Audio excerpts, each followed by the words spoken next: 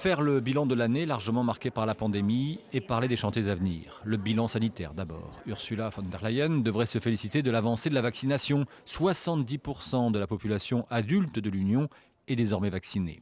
L'économie devrait, si la propagation du virus reste maîtrisée, retrouver dès la fin de l'année son niveau d'avant la pandémie.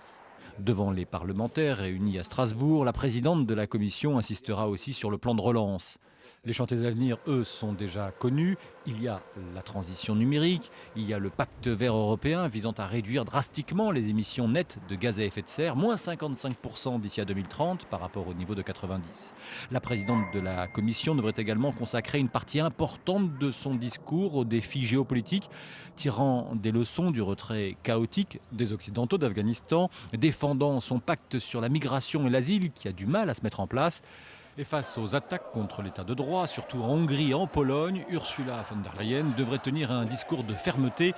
C'est d'ailleurs l'un des points les plus sensibles et les plus attendus de son intervention. Un discours d'autant